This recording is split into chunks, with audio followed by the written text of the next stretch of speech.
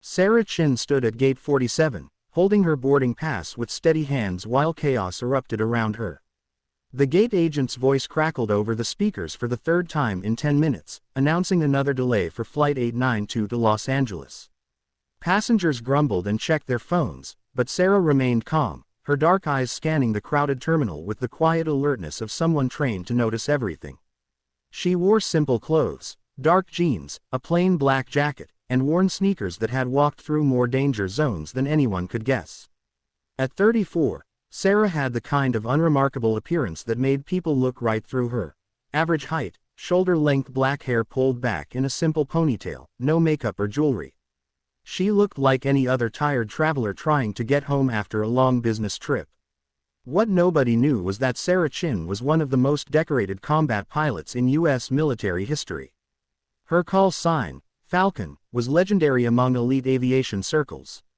She had flown over 200 combat missions in some of the world's most dangerous airspace, rescued downed pilots behind enemy lines, and commanded special operations that were still classified years later. The small scar above her left eyebrow came from ejecting from a burning fighter jet over hostile territory. The slight limp in her right leg was from a crash landing that saved an entire ground unit from enemy fire. But today she was just another passenger trying to catch a flight home to see her sick mother. "Attention passengers," the gate agent announced, sounding stressed and overwhelmed. "Due to overbooking issues, we need several volunteers to take a later flight. We're offering travel vouchers and hotel accommodations." Sarah glanced at her ticket again, 12A. She had booked this flight weeks ago and really needed to get home tonight. Her mother was having surgery in the morning, and Sarah had promised to be there. After 3 tours of duty and countless classified missions, she rarely made promises about being somewhere, but this one mattered. The gate agent, a young woman named Lisa who looked like she'd rather be anywhere else, began calling names. "Sarah Chin, please approach the gate desk." Sarah walked forward, already sensing trouble from the agent's tight expression and the security guard who had appeared nearby. Other passengers stared as she approached, wondering what she had done wrong. "Ma'am, I'm afraid there's been a problem with your booking," Lisa said without looking up from her computer screen. "We're going to need you to take a later flight." "I booked this flight 3 weeks ago and checked in online this morning," Sarah replied calmly. "My boarding pass shows seat 12A. Lisa's fingers clicked rapidly on her keyboard, her frustration obvious. "Yes, well, there's been an issue with our booking system. We're overbooked by 4 passengers, and unfortunately you're going to have to take the 10:30 p.m. flight instead." "Is there a specific reason I'm being selected?" Sarah asked, keeping her voice level despite growing concern. She noticed how Lisa avoided eye contact and how the security guard had moved closer. "The computer system selects passengers based on various factors," Lisa said dismissively. "Booking class, frequent flyer status, check-in time. You don't qualify for priority boarding." This wasn't true, and Sarah knew it. She had been a frequent traveler for years and had status with the airline. Something else was happening here. She noticed the supervisor approaching, a middle-aged man with a badge that read Frank Morrison, Customer Service Manager.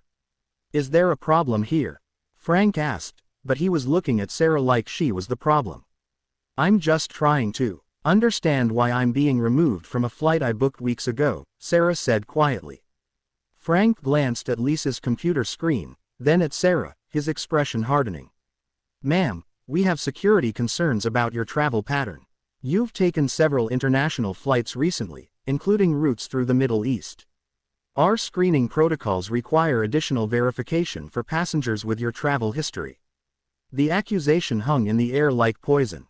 Sarah felt the stares of other passengers, heard the whispers starting. In their eyes she was becoming suspicious, potentially dangerous. The irony was bitter. She had risked her life serving her country in those same Middle Eastern regions Frank mentioned, but now her service record was being used against her. "I understand you have security procedures," Sarah said, her military training keeping her voice steady. "What additional verification do you need?" Frank's expression didn't soften. "Unfortunately, we don't have time to complete the additional screening before departure. You'll need to rebook on tomorrow's flight and go through enhanced security protocols." Sarah felt her heart sink. Tomorrow would be too late. Her mother's surgery was scheduled for 8 a.m., and this was the last flight that would get her there in time.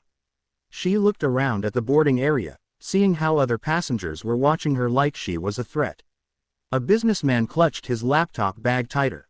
A mother pulled her children closer. They all assumed the airline had good reasons for removing her. "Please," Sarah said, and it was one of the few times in her life she had begged for anything. "My mother is having surgery tomorrow morning. I need to be there." "I'm sorry, but we can't make exceptions," Frank said, not sounding sorry at all. "Security regulations exist for everyone's protection." The security guard stepped forward, a large man with tired eyes who looked like he dealt with difficult passengers all day. "Ma'am, I'm going to need you to gather your belongings and come with me." Sarah realized that arguing would only make things worse.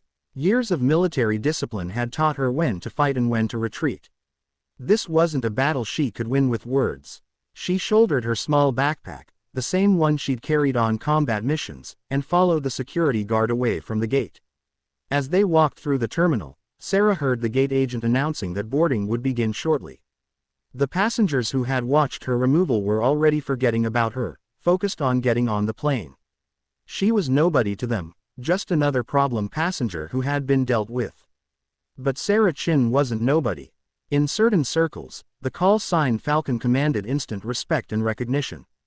She had earned that name during her first combat tour, when she had spotted an enemy ambush from 15 miles away and saved an entire convoy.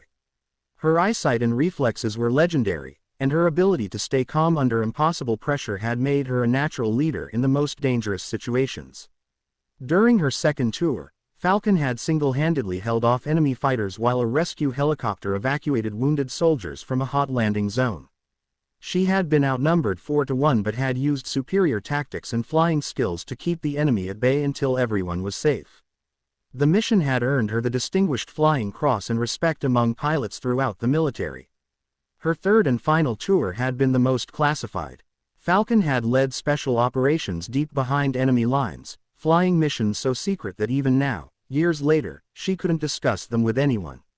She had rescued captured American soldiers, destroyed high-value targets, and gathered intelligence that had prevented terrorist attacks on American soil.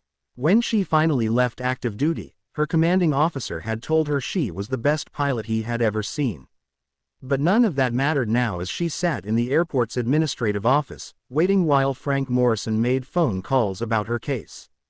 Through the window she could see Flight 892 being prepared for departure.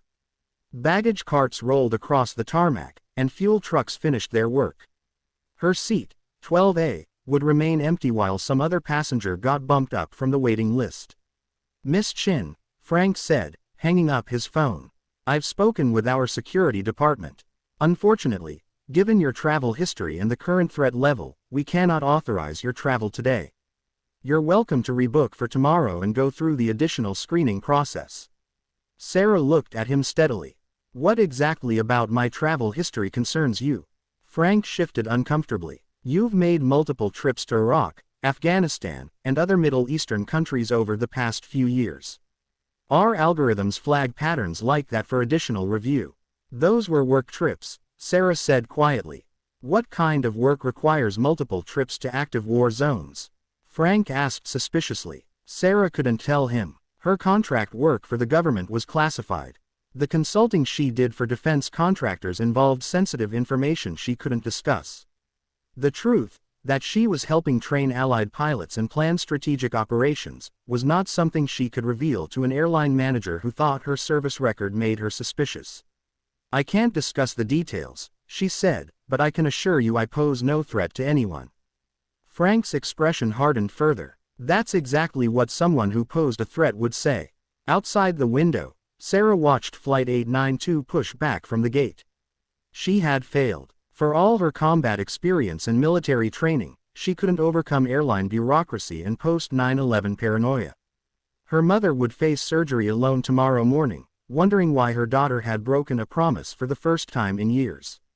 Flight 892 taxied toward the runway as Sarah gathered her belongings to leave the airport. She would rent a car and drive through the night, arriving hours after her mother's surgery was over. It wasn't the same as being there to hold her hand before she went under anesthesia, but it was all she could do now. The aircraft disappeared from view as it headed toward the active runway. Sarah was walking toward the parking garage when her phone buzzed with a news alert. Breaking, Flight 892 reports emergency after takeoff. Her blood turned cold. She turned back toward the terminal, her military instincts kicking in. Through the massive windows she could see airport personnel running, emergency vehicles racing across the tarmac with lights flashing. Something was very wrong. Sarah ran back into the terminal, her backpack bouncing as she moved with the fluid urgency of someone trained for crisis situations. The gate area was in chaos. Passengers who hadn't boarded were crying and making frantic phone calls. Gate agents were gathered around radios, their faces pale with stress. What happened? Sarah asked Lisa, the gate agent who had removed her from the flight. We've lost contact with Flight 892, Lisa said, her voice shaking. They declared an emergency about 10 minutes after takeoff. Something about multiple system failures and loss of hydraulic pressure. Sarah's mind raced. Multiple system failures were catastrophic in commercial aviation.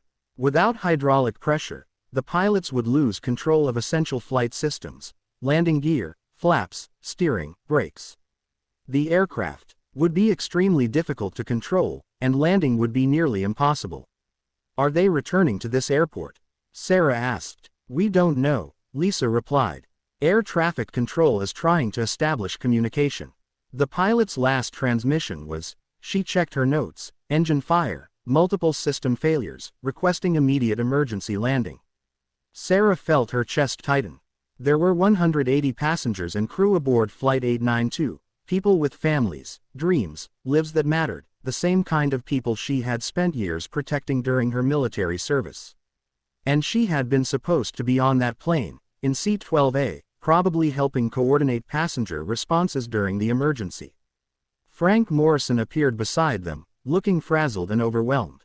Air traffic control is asking if we have any information about passengers with emergency response training who were booked on this flight. They're trying to identify anyone who might be able to help from the ground. He stopped mid-sentence, looking at Sarah with sudden recognition. The pieces were falling into place. Her calm demeanor during the removal process, her mysterious work trips to war zones, her unexplained confidence in high-stress situations. Miss Chin, Frank said slowly, what exactly did you do during your work trips overseas? Sarah looked at him steadily. I flew commercial flights. No. Frank's phone rang. He answered it quickly, speaking in urgent, clipped sentences. Sarah could hear parts of the conversation from air traffic control. The situation was getting worse. Flight 892 was losing altitude and struggling to maintain level flight. The pilots were dealing with multiple emergencies simultaneously and running out of options. They're asking about anyone with military aviation experience, Frank said, looking directly at Sarah. Any pilots, navigators, air traffic controllers who might be able to provide guidance. Sarah made a decision that would change everything. Put me in contact with air traffic control. Are you qualified to help with this situation? Yes. Frank hesitated for only a moment before handing her his phone. The air traffic controller's voice was tense with urgency. This is Denver Control. We have Flight 892 in severe distress. Multiple system failures, partial engine failure, hydraulic problems. The crew is overwhelmed and requesting any available assistance. This is Sarah Chin, she said calmly into the phone. I have experience with emergency aircraft recovery procedures. What's their current situation? Who is this? The controller asked. Are you qualified to assist with commercial aviation emergencies? Sarah looked around at the crowded gate area, at the crying passengers and stressed airline personnel. She made another decision that would reveal who she really was. This is Falcon, she said, using her military call sign for the first time in a civilian context. I need to speak with Flight 892 immediately. The silence on the other end of the phone was complete. Then, did you say Falcon? That's correct. Stand by, Falcon. We're patching you through to Flight 892 right now. Frank Morrison stared at Sarah with growing amazement. Lisa, the gate agent, had gone completely pale. Other airline personnel were gathering around, sensing that something important was happening. The name Falcon was clearly meaningful to the air traffic controller, but none of them understood why. The radio crackled and suddenly Sarah was listening to the cockpit of Flight 892. The pilot's voice was strained with stress and physical exhaustion from fighting unresponsive controls. Denver Control, this is Flight 892. We have multiple system failures. Engine number 2 is shut down with fire indications. We've lost most hydraulic pressure. Flight controls are extremely difficult to manage.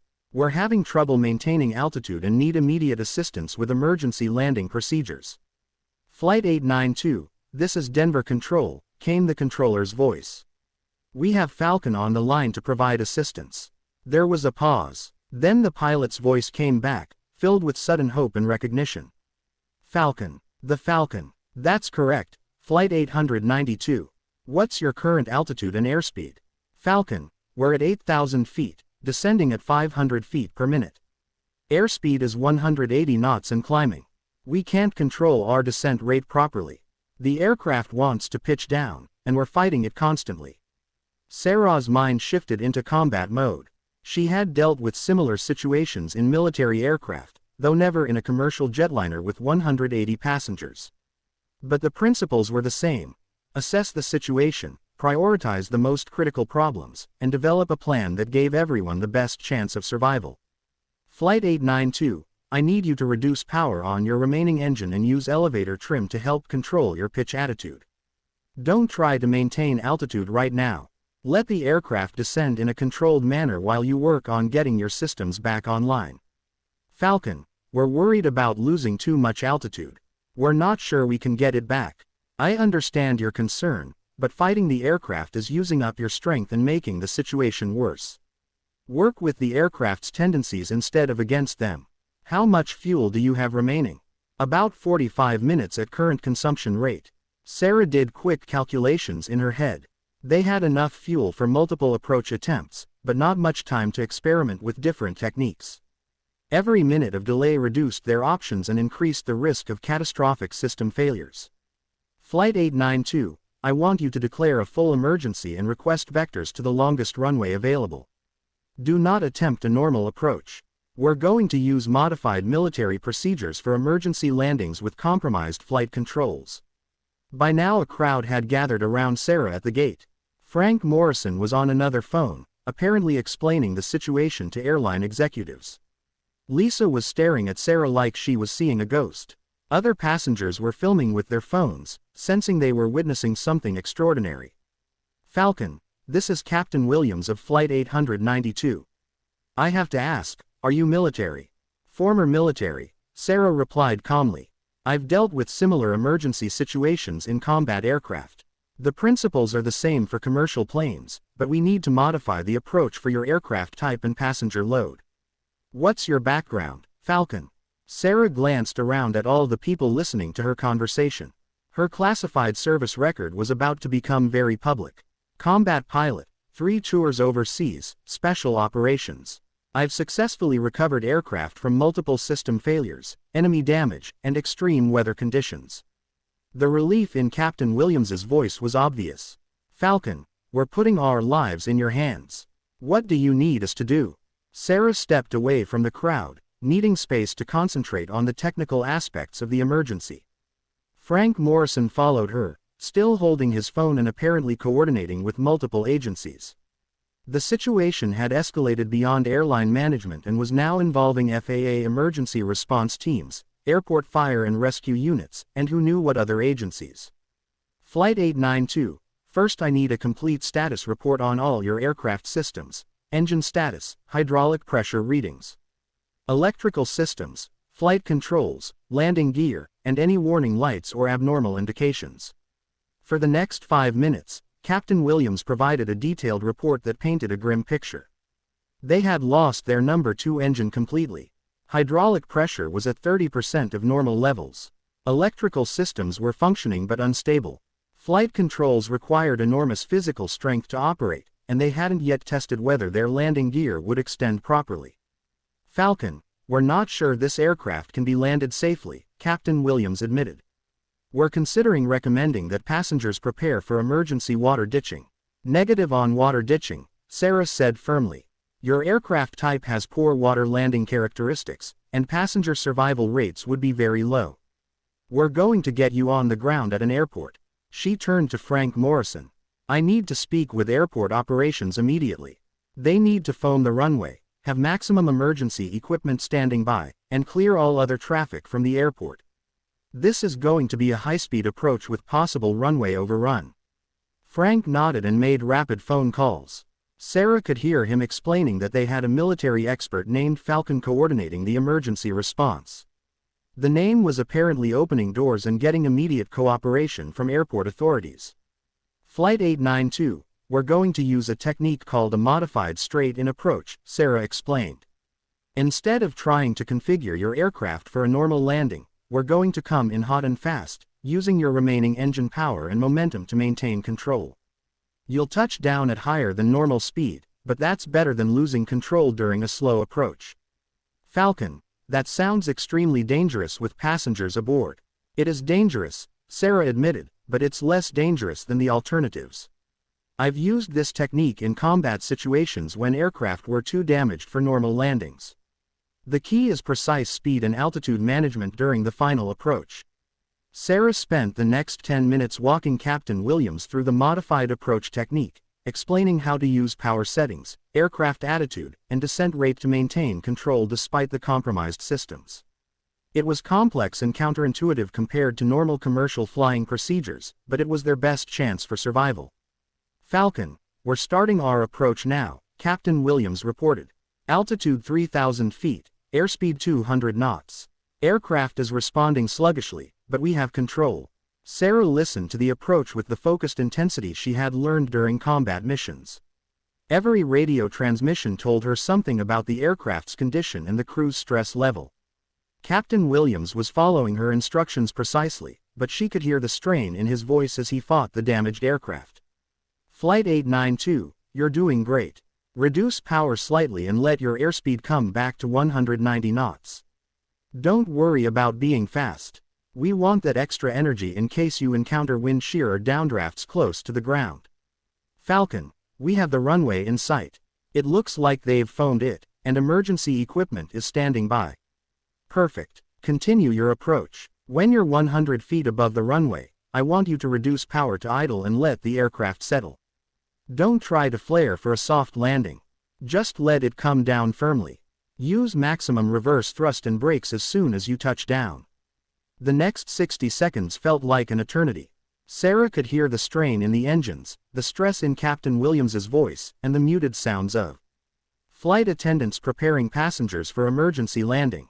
180 lives hung in the balance, depending on her expertise and Captain Williams's skill in executing an approach technique that was never designed for commercial aircraft. Falcon, we're touching down now. Sarah heard the rumble of tires hitting pavement, the roar of reverse thrust, and the controlled chaos of an emergency landing. Then Captain Williams's voice came back, filled with emotion and relief. Falcon, we're down safe. Aircraft is stopped on the runway. All passengers and crew appear to be okay. Emergency vehicles are approaching. The gate area erupted in cheers and applause. Passengers who had been crying with worry were now laughing and hugging strangers. Gate agents were wiping away tears of relief. Frank Morrison was shaking Sarah's hand and apologizing profusely for removing her from the flight. Miss Chin, I mean Falcon, I cannot begin to apologize for what happened earlier. If I had known who you were, Sarah held up a hand to stop him.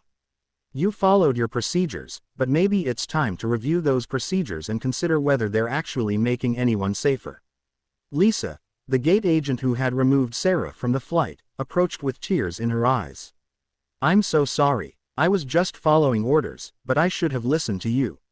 You could have been on that plane helping those people from the beginning. Sarah nodded but didn't express anger. Her military training had taught her that debriefing and learning from mistakes was more important than assigning blame. The important thing is that everyone survived. Captain Williams and his crew did an excellent job under impossible circumstances. Over the next hour, Sarah found herself at the center of a media storm. News crews arrived to interview the mysterious Falcon who had saved Flight 892. Airport authorities wanted to understand how a passenger who had been denied boarding had ended up coordinating the emergency response. Federal aviation officials needed detailed reports about the non-standard procedures that had been used. Sarah handled the attention with the same calm professionalism she had shown during combat missions. She deflected credit to Captain Williams and his crew, explained that the passengers' survival had been the result of good training and teamwork, and avoided discussing the classified details of her military service. But privately, she was processing the deeper implications of what had happened. Her removal from Flight 892 had been based on prejudice, fear, and bureaucratic inflexibility.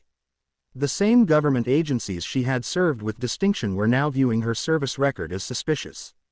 The airline industry's post-9/11 security measures, designed to prevent terrorism, had instead prevented a qualified expert from being in position to help during a genuine emergency.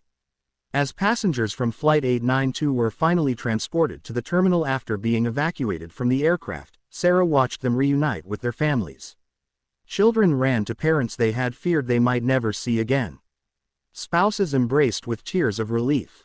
Business travelers called their offices to report they were alive and safe. Captain Williams sought Sarah out personally to thank her. He was still in his uniform, looking exhausted but grateful. "Falcon, I've been flying for 20 years, but I've never encountered anything like what happened today. Without your guidance, I don't think we would have made it."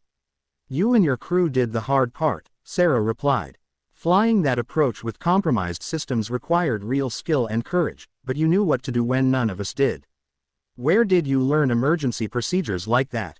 Sarah looked around. At the crowded terminal, at the news crews and airline officials who were still trying to understand what had happened. Sometimes the skills we learn in one context can be applied to save lives in another context. The important thing is being ready when people need help. Captain Williams nodded, understanding that she wasn't going to elaborate on her classified background. "Well, I'm glad you were here today, even if you weren't supposed to be on our flight." As the evening wore on and the immediate crisis passed, Sarah finally had time to call her mother. The surgery had been postponed due to an equipment malfunction, which meant Sarah might still be able to drive home and be there in the morning after all. "I saw you on the news," her mother said, her voice filled with pride and amazement. "My daughter, the hero, saving all those people. I always knew you were special, but I never imagined. I just did what needed to be done, Mom."